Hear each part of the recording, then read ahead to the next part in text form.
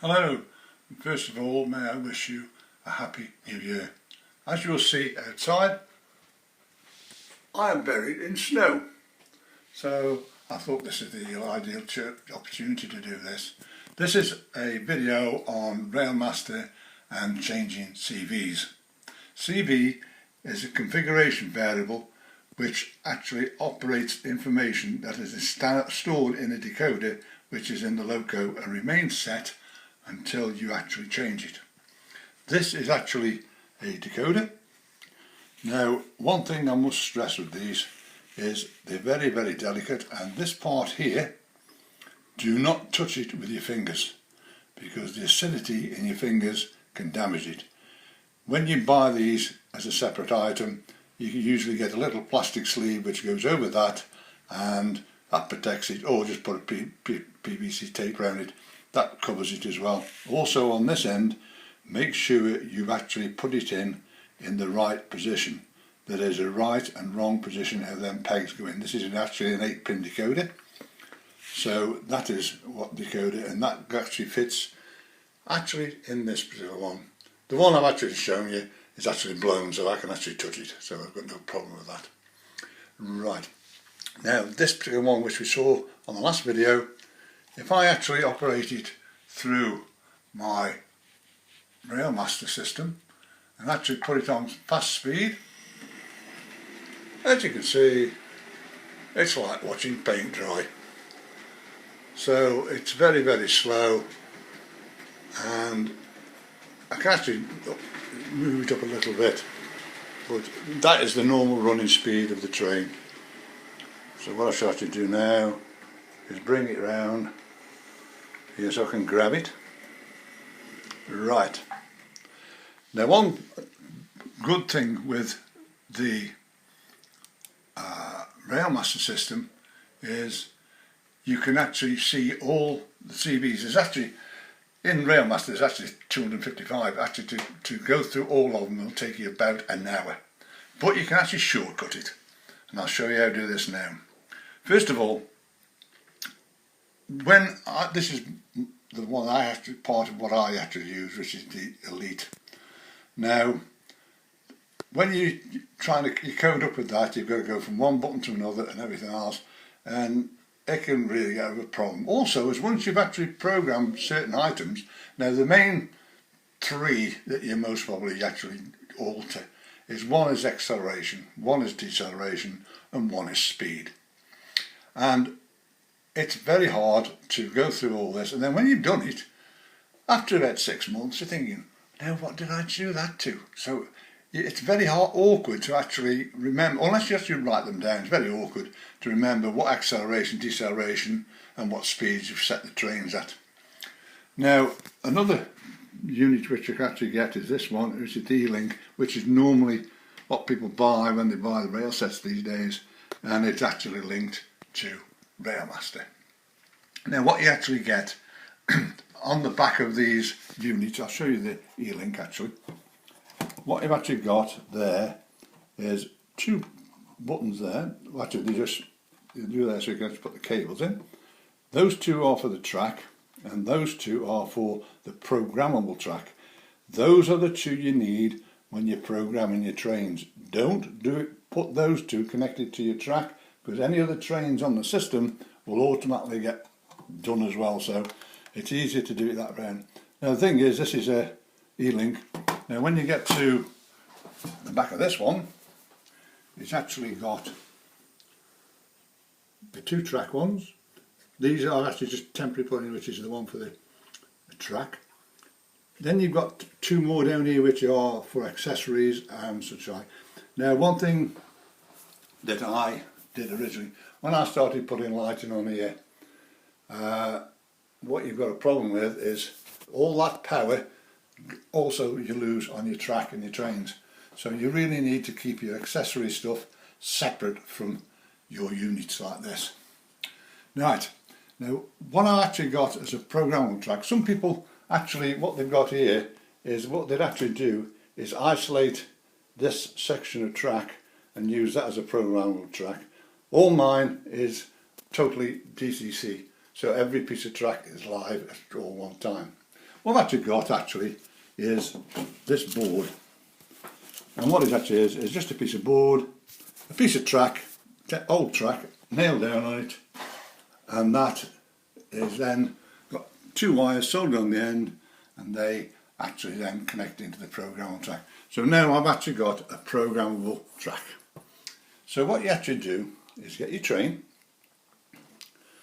put it on the track, such as this. Just make sure it's actually sitting on the track. You've got to make sure this is actually sitting on the track, else it won't work properly. Right, that's on. Right, what you do then is you go to your Railmaster and you go to your locos, which is that little one train on its own. You then wait for it to come through. All these trains come through. I've actually changed this a little bit so it's easier for the video. But as I said before, all the trains in this Railmaster Hornby are all made to go at a certain speed, and this is the way you can actually change them. What you've actually got now is all your trains are there. I actually now go down to the panel one, which is that one there, and that's what you actually get. Now what you actually do is this little blue button here, is you press that and it brings you up this. Excuse my hand for a minute. Now then, there is, so say there are 255 CVs in there, look at them, which go from the voltages, they go to the volumes. The main three you actually want is acceleration, number 3, deceleration, number 4, and the medium speed, which is number 6. So what you can actually do, these take about 11 seconds to read each one of these units. Now I've actually got mine done from 1 to 9, which takes me down to there. This will take about 2.5 minutes. So what I actually do is I put it 1 to 9 up there. I then press that little button there, and that is what comes up. It says it's going to take 2 minutes 6 seconds to go through them. So right, we started off, and then now start reading that little loco sitting on the track. The thing is, what's happened at the moment is some of these CVs in some of these trains, the Hornby at the moment doesn't read some of the codes. So what you've actually, the actual fact I've heard is the next little update that we are going to have on Railmaster is this is all going to be done. You'll actually see it. You see the top one there, it says loco address number 8, that is what the loco's number is. It's now going through the acceleration one, which is 6. Deceleration is, if it come up, 5. Maximum speed, well, forget that one. That'll come in, but you forget that one. So if you can't remember what you've actually got your train set at, just do this. Get a piece of program track like that, stick it in, stick the train on, and you can read what your acceleration, decelerations are. Now, as you remember, on the Gadwall, Hornby have actually set the acceleration and deceleration at 15, so that some of the functions actually work properly. Now, it's set at 6 at the moment, and the maximum speed is 48. So the maximum speed this train will normally go at is 48 miles an hour. I'll just leave that for a minute. There you go on. What also happens is sometimes you'll actually get, it'll actually tell you what the decoder is and whose make it is.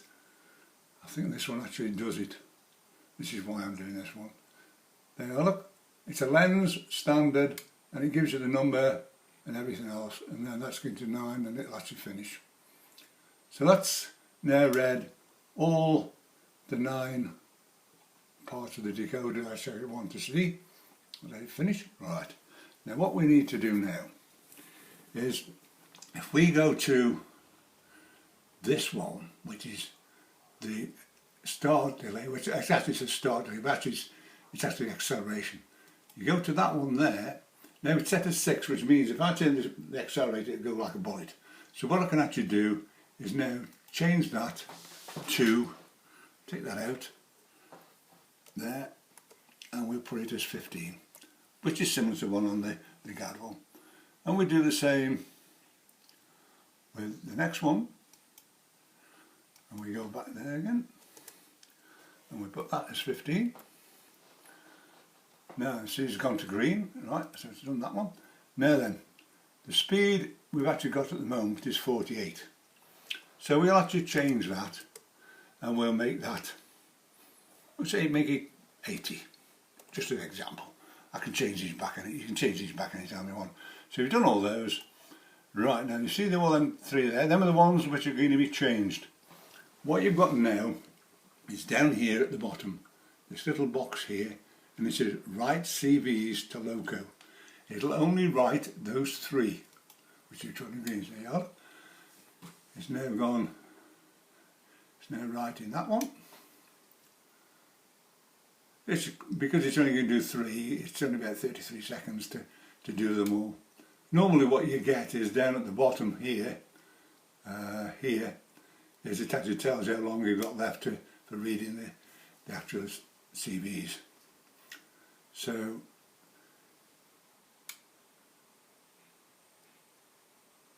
it's done the first one, it's now writing the second one.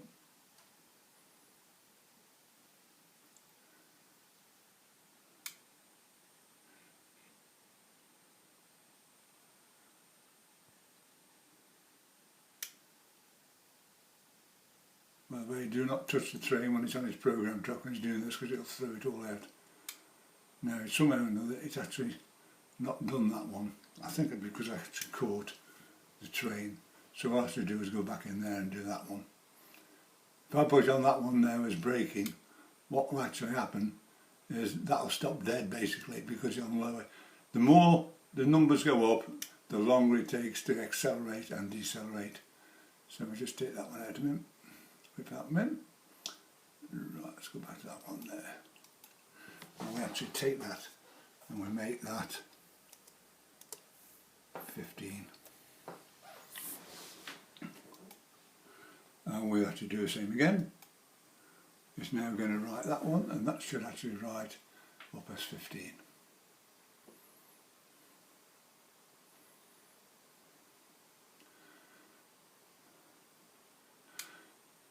While it's doing this, I hope you all had many locos, wagons and coaches, etc. come from Santa. I've had one or two, so I'm quite pleased with that. Some limited edition stuff. So it's only done that. Right. So then when you've done all that, is you actually come out of it, take it.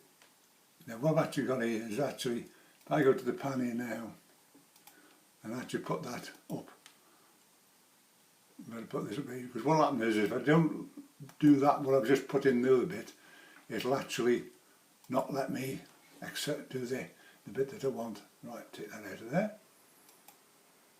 Right, then we get the train again.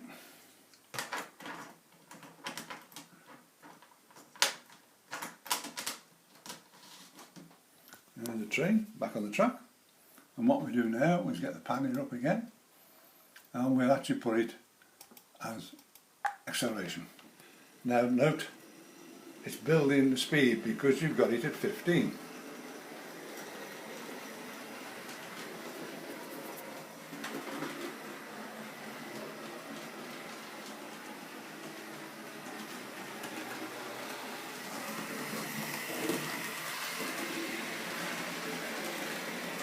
Now if I actually stop it dead, there we are. So that's the way you actually do the CVs in your train. One thing I've had to do with this one, because when I originally set this, I set it up as a Hornby pannier, which has still got restrictions of 45 miles an hour. So I actually just put it up as a pannier tank train, and it now just goes away and it accelerates up to what I wanted to do.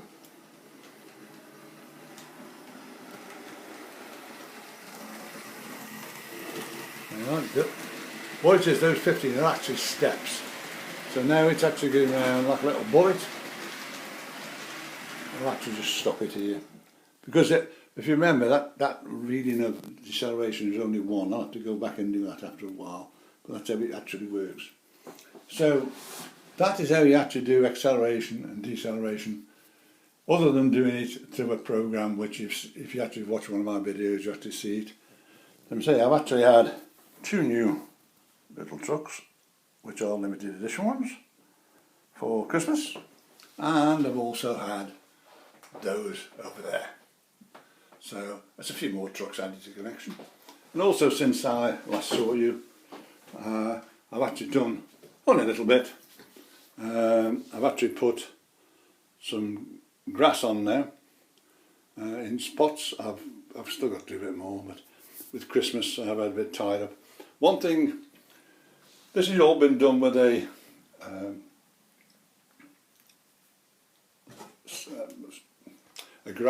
static grass applicator. Now, one thing I do is I don't put them like a patch. If you do it like this, that's how grass normally grows. It doesn't grow in a clump, it actually grows out like that.